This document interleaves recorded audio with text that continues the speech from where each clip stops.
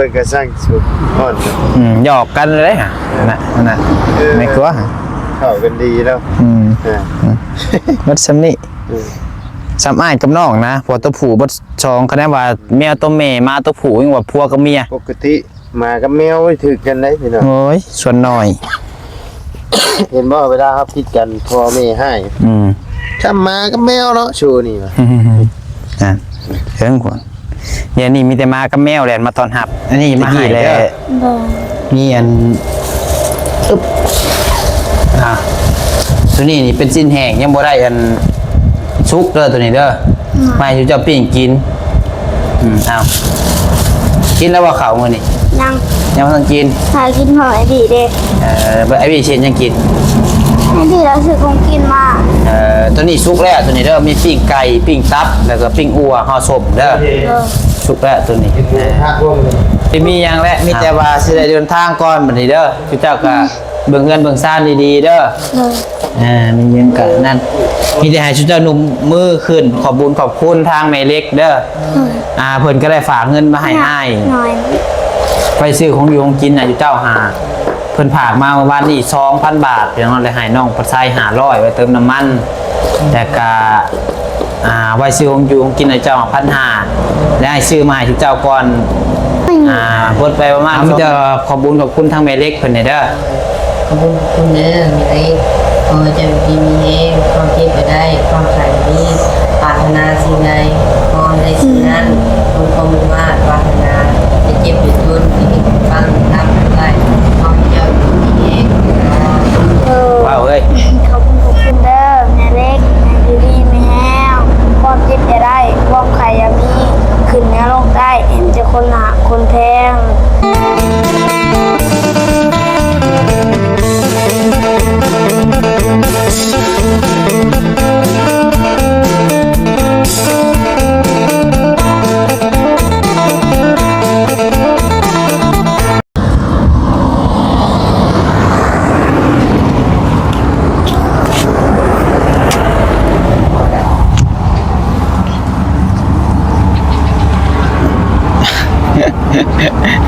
เปิดคลิปแบบนี้เลยพี่น้องโอ้สภาพรถกับได้ล่างเป็น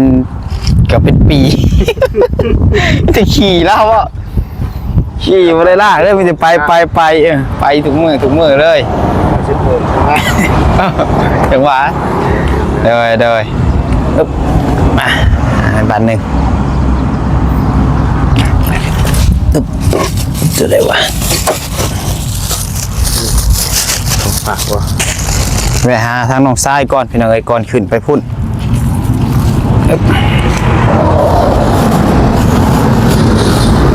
ตัวนี้สิ้นแห่งโมงกับงัวดิบตัวนี้ไว้เพิ่นปิ้งกินตัวนี้นี่เอามาแต่ห้านพี่น้อยมาแต่ห้านแม่น้องปัดไส้มีปิ้งขาเป็ดแต่ก็ปิ้งตับปิ้งอัวแล้วก็ห่อส้มแต่ก็มีไข่นะไว้เพื่อนย่านน้องปัดไส้ขึ้นไปก็จะชิยูอะไรจักมืออะไรพี่น้องเนาะกะเบิ่งตัวจริงพี่น้องก็เรียกว่าการน้องเพิ่นบ่มีของอยู่ของกินเท่าไหร่พี่น้องเพราะว่าเห็นจมลายมือว่ามื้อหน้าก็ว่าบ่มีของกินกับข้าวว่าซั่นเนาะไข่ก็เบิดแล้วน้องปัดไส้ก็เลยซื้อไข่มาให้ก่อนซื้อมาแต่1ก้อนพี่น้องเพราะว่ามันย่านน้องมันกินบ่ทันและย่านมันเน่ามันบ่มีตู้หยอกตู้เย็นเนี่ยพี่น้องบ่มีบ่อนใส่บ่มีบ่อนเมียนซั่นซะเอาครับทักทายสบายดีเด้อพี่น้องเด้อสบายดีสวัสดีพ่อแม่พี่น้อง FC เบิร์ดสุขูสุคนเนาะปัจจุบันสุบอนวาซิวฝั่งลาวฝั่งไทยและก็อยู่ทางต่างประเทศพี่น้องเอ้ยครับพบพ่อกันกับน้องปัดไส้อีกเช่นเก่าเช่นเคยนะเนาะก่อนขึ้นไปเซโปนแวะหาทางน้องไส้เป็นก่อนเนาะเพิ่งก่อนเป็นยังไงหลังจากที่เราเมื่อวานนี้ทางป้าให้เนาะไม่มาอีกเลยบอกกันได้พี่น้องเนาะมาอ่อนในบุญมีกันมาเบิ่งง่ายมาได้อ่อนใหม่ได้ไหมว่าใส่ฝากว่าตายน้ำ2ตัวนี่ได้มาบ่เป็น ชื่อ อยู่ได้นะอยู่ได้ย้อนบุญมีกับบักดำบักดำเหมือนเอ้าคือแดง จังว่าใส่ผ้าอื่นดำว่ะ ห่างคิดคือกันเนาะโอ้ เนี่ยมันยังเข้ากันได้มันยังอยู่รวมกันได้สิมากับแมวตีแต่บ่เห็นกันเนาะ แม่ เป็นคะแนนว่ามากับแมวเห็นกันอีกแมวอยู่ต้นไม้แล้วพี่น้องเอ้ย เพิ่นก็สร้างสุดอ่อน หยอกกันเลยฮะนั่นไม่กลัวฮะ เข้ากันดีแล้วอ่า บัดซ้ำนี่ซ้ำอ้ายกับน้องนะพอตัวผู้บัดสองคะแนนว่าแมวตัวแม่มาตัวผู้ยังว่าพัวกับเมีย ปกติหมากับแมวไว้ถือกันได้พี่น้อง โอ้ยส่วนน้อย เห็นบ่เวลาครับคิดกันพ่อแม่ให้ถ้าหมากับแมวเนาะชูนี่ว่ะ อ่ะเรื่องขวางเดี๋ยวนี้มีแต่มากับแมวแลนมาตอนหับตะกี้แลเจ้าของเฮือนแลนมาแล้วทั้งที่แต่บ่ได้ยินเสียงรถแลนก้อยมาเดี๋ยวนี้ส่งลูกน้องมาเดี๋ยวนี้พี่น้องเนาะ ครับคุณมี่ สิออกเลขเจ้าบ่ คอยสิไปปะเด้อข้าขึ้นเซฟบนปะกันเด้อเอ้ยเวรบุญมีแน่30 มื้อโอ้จักใส่ผ้าบ่เกลือตัวบ่ไปใส่ผ้าขับไปหาใส่ผ้าไปยังอันนี้ฮะเพื่อนคอยไปบ่เบิ่งพวกพี่น้องเนาะ ยัง จังหวะน่ะ โอ้ยอ่อนอยู่เนาะ มากอดแข้งกอดขาไว้อยู่ เสี่ยวสายฟ้า ฮะตรงนี้ผม สายฟ้า ไปเอาของกินไปให้ลูกพี่โตไปมาไว้นำมาไว้ไปดำไปกับเพื่อนเฮาผู้ไปปึ๊บโอ้โถอุ้ยเอาไว้ดำไว้ วานนี่เนาะ อยู่กับมันอ้ายแล้วคือเก้าพี่น้องเนาะ บาร์บี้แหละพี่น้องไอ้ประจำอยู่นี่ถึงมื้อพี่น้องเอ้ย นอนอยู่คนเดียวเนาะ ใช้เห็ดในไรบั่น เปิดแต่ปิดเด้อ อย่าได้เจ้า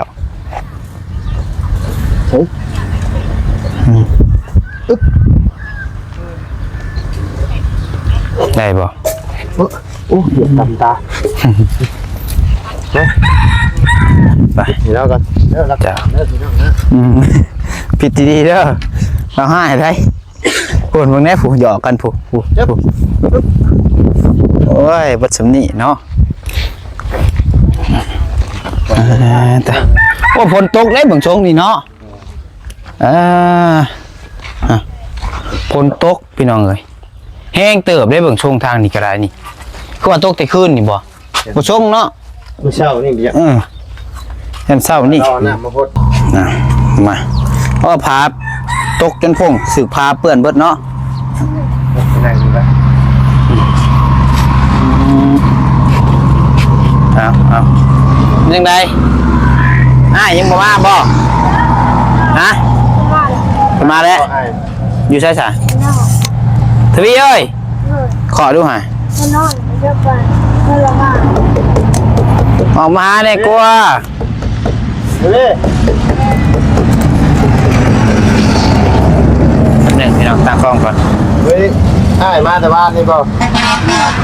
มาเมื่อคืนนี่ งานกินแล้ว มาเมื่อกี้นี่ แล้วก็มาเลยสดๆร้อนๆเกลืออยู่บ่บุญมียังขึ้นมาแอวอีกนี่ เกลือไหมบุญ เกลือจับกันเกลือผม แปลว่าอีกไปเกลืออีกไปเอามาเกลืออีกไว้เอาตรงนี้มานั่งไว้มานั่งถากินพี่มาพี่จ่อยให้ตัวมะเขือนี่นั่งลงตะกู้เห็นบ่โอ้มาเลยฮะพี่ยาม เอาพี่ นอนบ่นั่งลงไว้ตะกู้เอาอันถ้วยมันมาแล้วเอาไปผู้ยันมาเดี๋ยวบอก ไปหาพ่อสร้างบ่ อะไร มันหิวได้ เป็ นี่ นยังหมู่บ้านนี่ ฮะ เป็นยังหมู่บ้านนี่ ผลมาสิไป เห็นบ่ เห็นไหม แรกแล้ว ผู้ไปเกลือพุ่นไปเกลือหาผู้ เคยหมู่บ้านที่ยังไง กันเจ้าอยู่กับเจ้าเถียงบ่ เอาไปพุ่นมาสิคิวชุมอันนั้นเจ้าเองฮะ เจ้าบ่อยู่ ถ้าอยู่ถ้าเป็นก็มึง เจ้า เอาไปอีก เพิ่นให้ระเบ้าครับ ทานบักดำเด้อ แม่น ทางบักดำเด้อ ไปกุดกับปูแล้วเพิ่นให้บ่เพิ่นสิมาอีบ่แม่นเพิ่นบ่ให้บ่ ทางบักดำเด้อ นั่นแหละเห็นไหมจะมาเพิ่นให้ ตาม เธอเห็นอยู่บ่ เห็นยังเห็นในคลิปนะเห็นโตคือ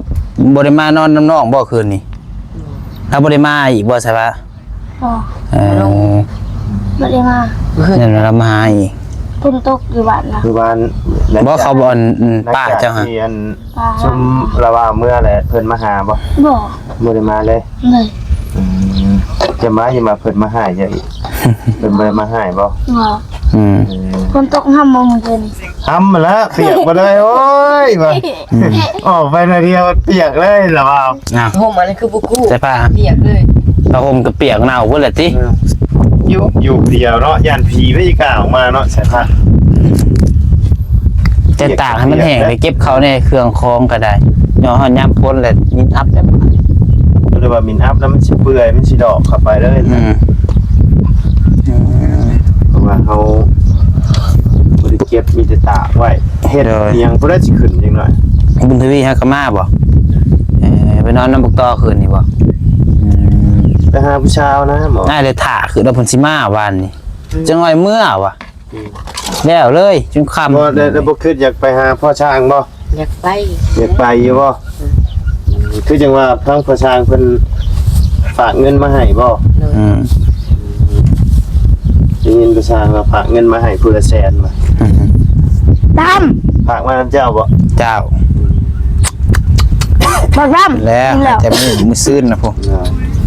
มันอิ่มแล้ว เราเป็นห่วงได้เราก็ บอกคุณนี่มันอิ่มแล้ว อิ่มแล้วบอกให้บักดำกินอิ่มเลยกะกินแล้วดำเลย แบบเดียวกันเลยเนาะห่างกันโอ้ งับ มันกินอะไร ดำหยุดหยุดดำหยุดหยุดกินต่อกินต่อ ให้มันกินได้ไหม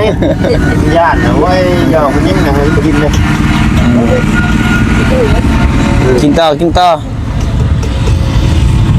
เปียกมันมืดเนาะแจ้งอยู่บ่ ว่ากูออกก็วิน นั่ง เออ ไปย่างผูกปะนั่งบอลนะปะนี่นะบอลเพื่อนคืออยากพุ่นมืดว่าเฮ้ มันจะทอดนะ เขามึงเลย ขึ้นไปเทิงบนหัวเจ้าฮะ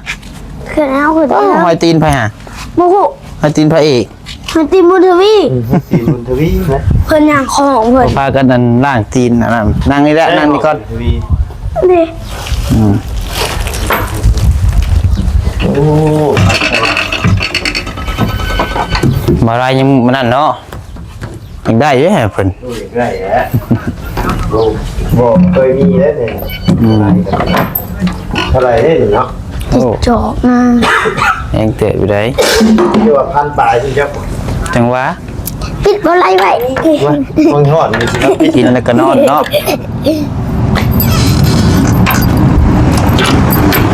EFC มันเขาเป็นอะไรอยู่เนาะฮะเนี่ย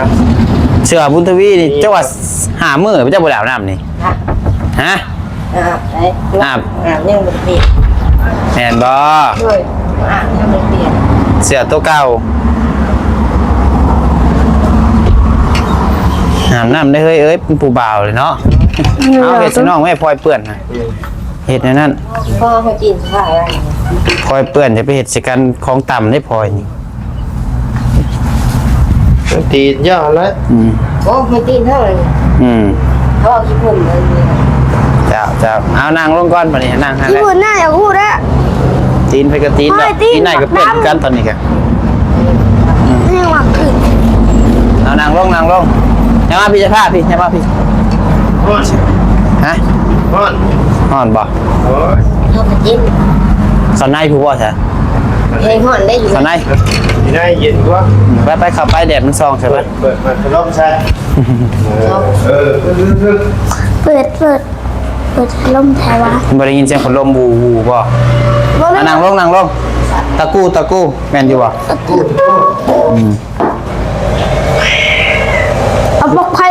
ก็ได้ ตอนนี้เมื่อคืนมาหอดวันสถาน บ่ มา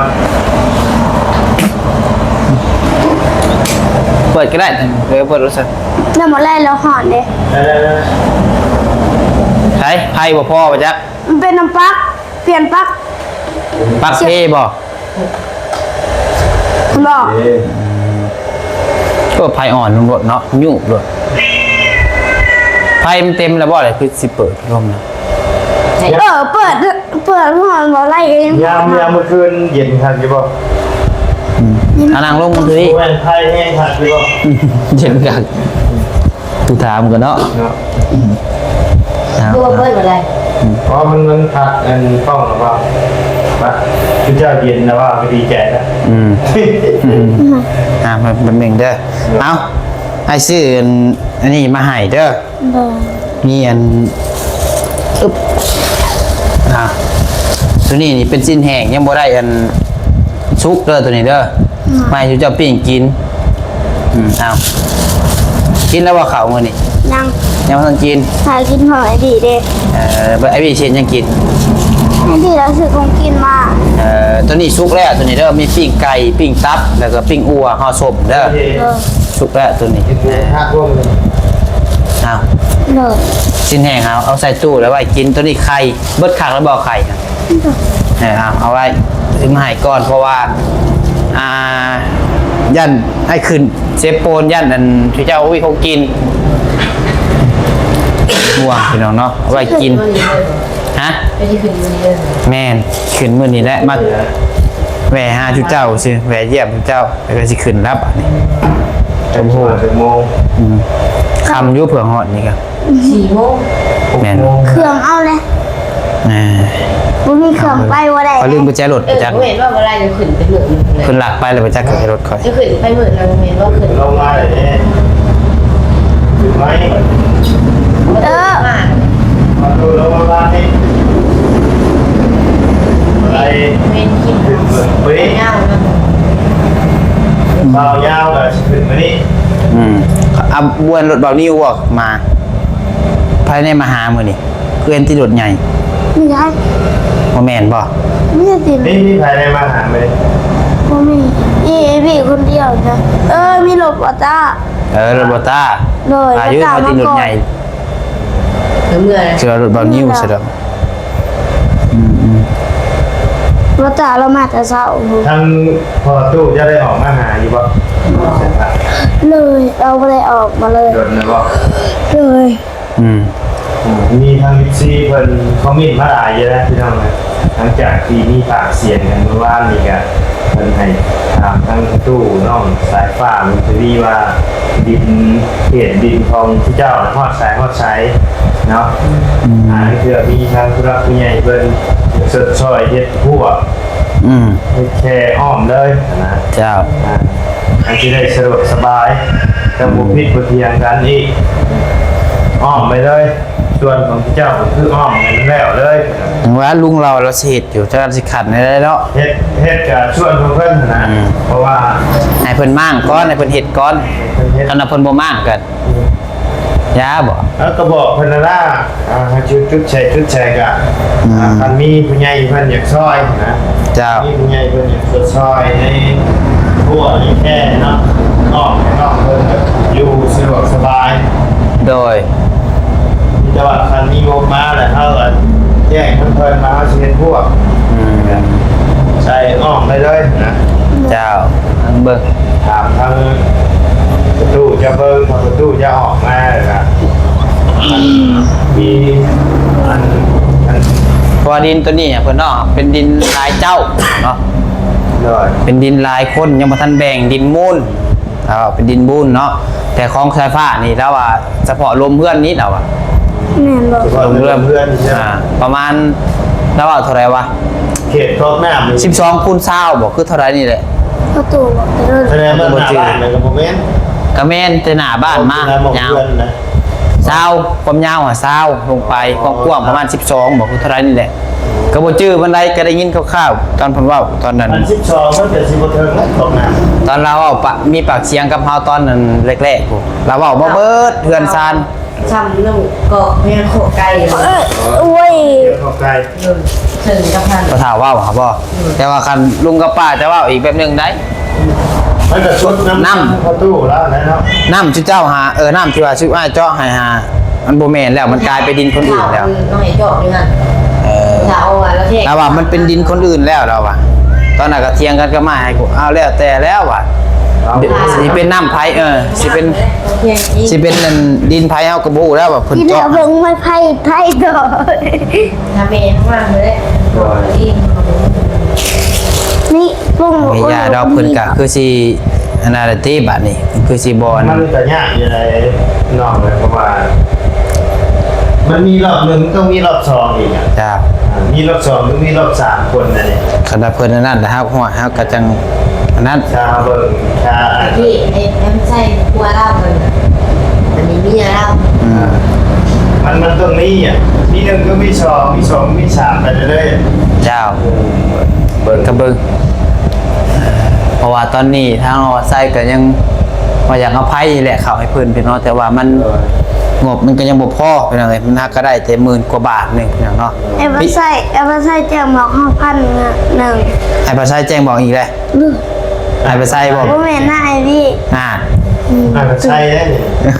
บ่แม่นไอพี่ ไอพี่ ให้แจ้งอีกอะไรก็ ไอพี่บอกให้แล้วเจ้าหมอก5,100เราบอก พันดอน 1,000 บาท เรียกว่าพันดอนเนี่ยพอแล้วสะ อันหลังพอ คะแนนว่า1,000 บาทนี่ยังอีกไกลพี่น้อง แม่ เนาะ แม่ก็สิมาไม่ได้จ้ะ พันมา โอ้โห 14หลายคนเพิ่นก็ว่าอยากให้แม่น้องไฟฟ้ามาอยู่พี่น้องเพิ่นเนาะมาเบิ่งอยู่นำลูกๆมาเบิ่งนี่แหละพี่น้องอย่ามันมี มากอ่ะขึ้นอยู่กับประตูแล้วอีกนึงต้องประตูแล้วชี้จุดบอกมันมีผังลาด แล้วตามที่เว้าคือว่าพอตู้เราบ่มีสิทธิ์ให้เราบอกพอเราไปเอาเมียใหม่เด้เราบอก เอาไปเอาพี่ใหม่กับมันเป็นดินในมันเป็นดินใน เราเว้าตอนนั้นหาเราเว้าเขาเคยถามเราว่าข่อยบ่มีสิทธิ์แล้วเราอยู่นี่เราอ่ะก็บ่ฮู้ว่าแม่ หรือว่าเป็น จักไผที่ว่ายังมีสิทธิ์แบบว่าสามารถเว้าให้เด็ดขาดได้นะลุงผู้เจ้าน้ำบ่ หนุนได้ใช่ไหมนั่นว่าแล้วเป็นไหมเข้าของลูก ถ้าลุงน้องเพิ่นก็สิบ่ฮู้ปานใด หรือว่าดินตอนนี้อาจจะเป็นมูลทั้งเมียเก่าเราบอก หนุน แม่น แม่นแล้วสิ แม่เขาไม่เข้าแล้วสิ โอ้ แล้วมันสิบ่เฒ่าเราเอาไปเอาเมียใหม่ แม่น แต่เราบ่มีสิทธิ์หรอวะ แม่นแล้วเพราะว่าคันเป็นมูลของประตูแล้วเองเนี่ยเรามีสิทธิ์ที่จะไปเอาเมียใหม่มีผู้เขา แม่น เพราะว่ามันเป็นมูลของเราเลย แต่ว่ามูลนี่บ่ฮู้ว่าจะเป็นของไผของแม่เจ้าบ่แม่ของแม่เจ้าบ่ เป็นเด็กของแม่เนาะเพราะว่าถ้าประตูแล้วไปเอาเมียเนี่ยเราจะบ่มีสิทธิ์ อืม ท่านเป็นมูลของเราเองเนี่ยเรามีสิทธิ์ โดยและแต่ว่าอันใดๆพี่น้ ล อ อง งประตูจะมากับลองถามเบิ้งเนาะท่านช่วยให้ไปอยู่กับผู้ใดเรื่องอยู่กับไทยคิดไปเป็นหลักฐานเลยถามเลยเนาะนั่นคือมีท่านรับผู้ใหญ่เพิ่นอย่างซอยในร้านบัวแค่เนาะเป็นบัว แม่น อย่างแบบเป็นบัวเลย ถ้าว่า ไอพี่เอเวอร์ไซพอเจ้าขึ้นซิโป้นไพ่สิมาหาเฮาบัดนี้ นะ แต่ เอากะไอบี้เด้ไอขึ้นไปบ่หลายมื้อดอก 2-3 มื้อยังไงก็ลงมา ลงมาแว่เลยได้ เจ้าจะไปน้ำบ่ กินฮอดอ้ายบ่ฮะ โดย ถ้าเป็นบัวเซโปน ไป แล้วก็ไปหาสาวน้อยอยู่เซโปน เปียงให้อ้ายไปบ่ โดย ฮะ โดย เฮ้ยบ่คือสิว่าได้มาหรือบ่นำอ้าย น่า แล้วอยู่กับพลอยบี้ ถ้าสิถามนอกเพื่อนเรื่องดินเรื่องดอนกันนอกเพื่อนที่โกหก แม่นบุกละเอียดต้องเขาเรียกว่าถามดีต้องผู้รักผู้ใหญ่ แม่ ให้มารวมกันว่าดินตอนนี้นี่มันปีจักเจ้า และเพิ่นแบ่งกันแล้วบ่แต่ของสายฟ้านี่เป็นแต่สายอาศัยเพราะว่าตามที่เพิ่นว่าเพิ่นว่าสายฟ้าปลูกเรือนอยู่นี่ใส่แล้วแล้วเพิ่นก็สิสละให้เลยเพิ่นว่าเพราะว่าไผก็อยากได้แคมทางเพิ่นว่าก็แม่นอยู่ตัวนี้เนาะสมมุติว่าสมมุติว่าเป็นลูกหลานเฮาก็อยากได้แคมทาง แม่ ไผบ่มีไผดอกอยากได้ทางหลังหมู่ แม่การคันเป็นไปได้กับ มันมีทั้งเราพี่ใหญ่เพิ่นเกิดซอยเรื่องหัวเรื่องแพงอ่ะ แม่น อยากให้แม่น้องสายฟ้าและมา โดย เป็นหลักฐานพยานนำเนาะ บ่แม่ก็ถ้าคะแนนว่าถามลุงเล่าขนาดลุงเล่าว่าเด็ดขาดกันเป็นลุงเล่าก็ได้นะครับตอนนี้นี่ให้มีงบเมื่อก่อนซะพี่น้องสมมุติว่ามีผู้หลักผู้ใหญ่อยากเฮ็ดให้เนาะพอ FC หลายคนเพิ่นก็ว่าอยู่เพิ่นว่าเฮ็ดหัวให้น้องซะมันจังบ่มีปัญหามาอีกกำลัง แม่ เพราะว่าคือเห็นนั่นแหละพี่น้องน้องๆเพิ่นปลูกผักปลูกหญ้าก็บ่ได้กิน แม่ ต้นมะม่วงก็จนเบิดต้นหนึงก็มีปลูกให้ก็งัวกินจนเบิดพี่น้องเนาะ แบบงัวมากินมะม่วงเจ้าบ่ได้ให้เพิ่นบอกให้เด้อแบบนี้เด้อ เจ้าคือปลูกแน่สิ เดี๋ยวคือผมเบิ่งแอปเผาแม่งัวจ้ะเด้อ มันกินมะม่วงครับเบิดแล้ว ไปงัวเจ้าบ่เห็นแบบมาให้เฮาสิเด้อ เขาอยู่เล่าอะไรนะอะไร ใช้ผ้าแล้วย่านเมื่อวาน มือนึกว่าเราออกเท่านั้นมีเล่าอย่างมากเลยถามผมกินข่าวคนเดียวถ้าว่าบริหารเขาอยู่ เราบ่ได้หาเราเห็นอยู่นี่แล้วเมื่อวานนี่อะไรก็อันอายุเราย่างไปดอกเมื่อยมันแดดร้อนแน่ แดดฮ้อนเมื่อ ก็เข้าใจตัวนี้เนาะครับว่าเราก็ไปย่างเลาะหานั่นนี่แต่ว่ามันบ่สมควรที่ว่าสิมาเว้าใส่ซุมเฮาแบบซี่คันว่าถามซุมเฮาดีๆชอบก็บ่อยากให้ บริหารด่าเลย มันก็บ่ได้เกี่ยวกับเฮาเลยนะ คะแนนว่าเรามาถามคะแนนเรามาถามจังดีว่าเฮ็ดน้าบ่าวเห็นงัวข่อยอยู่บ่มันออกทางนี้บ่คือว่าแนวใดเห็นคือบ่เห็นใช่มั้ยก็สิบ่อยากให้มาเพราะว่ามาใส่บุปผาเนาะงัวข่อยบ่เห็นจังซั่นจังซี่อยู่ เรื่องรู้กันนะจับย่านทุกคน งัวข่อยเงินข่อยอยู่น้ำงัวได้ถึงจะสิมี FC ผู้นึงเพิ่นตอบคอมเมนต์มาโอ้ถึงใจว่าได้อยู่พี่น้องเอ้ยอ้าวเงินนี่ก็มองไว้มองใส่บ่ได้เอาไปไว้น้ำงัวเพิ่นว่า ยันแม่นอยู่เนาะคือเฮานี่เงินนี่จักสิไปไว้บ่อนไสมันบ่มี น่ะมึงจับนะทั้งย่าน มันใช่เจออย่างขู่มันเงินไว้ก็เอาไว้ในกระเป๋า อันบ่มีให้ไว้แล้วบ่คำเอ้ย แม่ มันบ่ลายคือลาวได้แต่ลาวจนเอาไปไว้กับงัว จะเอาไปไว้น้ำงัว แสดงว่าเราหาเรือไส้แล้วเนาะ เอาเนี่ย เอาไว้ในกระเป๋า โดย ธนาคารก็จึงเต็มประจำแล้วไปธนาคารเต็มประจำ ธนาคารบ่ ว่า หับ แล้วเราจะมาฝากไว้งัว ธนาคารบ่หับแล้ว ธนาคารที่ผมทำเพราะมันเต็งเพลงจะน้อยนึงเลย โอ้ให้แล้วเราบอกว่าน้ำหมูน้ำแมว งัวเงินหน่วยพระอยู่น้ำงัวได้เหรอใช่ ลุงไซจะว่าละปาดไปเลยของงัวไปจากนอกมีแต่คำไปจากปาดแล้วบึง ก็มีทางเอซีเป็นคอมเมนต์มาจนเรือมองไหวมองเช่ามาทุกยากอยู่เนาะ จะว่าปาดซอยจุลองเบิ่งเนาะ นี่เป็นนิ่มเหรอ เงินเต็มไปจาก เอาเจ๊จะเดียวให้ทั้งน้องพัดไซ โดย คุยกับน้อง จ้า ตอนพี่น้องทั้งมาไล่กันจะได้ขอจบคลิปตอนสบายดีเด้อ เอาอ้ายกับบริมีหยังและมีแต่ว่าสิได้เดินทางก่อนบัดนี้เด้อคือเจ้าก็เบิ่งเงินเบิ่งซ่านดีๆเด้อมีหยังก็นั่นมีแต่ให้ชุเจ้าหนุ่มมือขึ้นขอบบุญขอบคุณทางแม่เล็กเด้อเพิ่นก็ได้ฝากเงินมาให้อ้าย หน่อย ไปซื้อของอยู่ของกินน่ะอยู่เจ้าหาเพิ่นฝากมาเมื่อวานนี้ 2,000 บาทเพียงเลยให้น้องปัดไซ500ไว้เติมน้ำมันแต่ก็ไว้ซื้อของอยู่ของกินให้เจ้า1,500แล้วให้ซื้อมาให้เจ้าก่อนเพิ่นไปประมาณ 2-3 แสนนี่แหละพี่น้องก็ยังบ่ได้เงินน้องปัดไซตอนนี้ก็ยังเหลืออยู่พี่น้องเนาะเหลืออยู่จำนวนนึงเงิน1,500ก็ได้อยู่ประมาณล้านนึงนี่แหละเนาะน้องปัดไซซื้อไปก็เบิดประมาณ3 แสนก็4 แสนนี่แหละพี่น้องประมาณนี้เนาะ ไม่ มันจะขอบคุณกับคุณทางแม่เล็กเพิ่นเด้อ ขอบคุณเด้อมีอะไรจะมีเองความคิดไปได้ความใส่นี้ปรารถนาสิ่งใดพรในสิ่งนั้นคุณคงว่าปรารถนาจะเจ็บหรือจนที่ฟังรับได้ความเจ้าอยู่มีเอง เอาว่าเอ้ย ขอบคุณเด้อแม่เล็กแม่ดูดีไม่แห้วความจิตจะได้ว่องไข่ยามีขึ้นเนื้อลงได้เห็นจะคนหนาคนแพงสาธุ ถูกเอาซะโอเคเด้อพี่น้องเด้อทางน้องปัดไซกับตามหน้าสะพานบุญก็ต้องขอบคุณทางแม่เล็กหลายๆเด้อที่ไว้เนื้อเสียใจ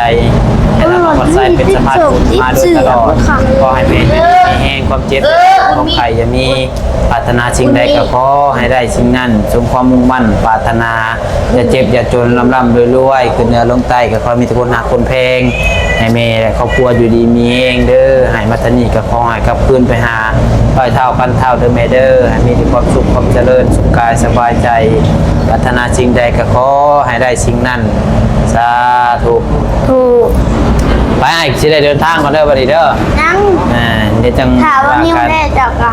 ถ่ายเนี่ยบัดนี้ขี่รถใหญ่ขี่รถจักร ใช่แล้วเนาะ เพราะเรือจะมีบี แล้ว นะ ก็ท่านไปจะสบายดีแล้วเด้อ ยังได้ โอ้ยไปพี่น้องเนาะ เจ้ายังแซ่บให้บียังได้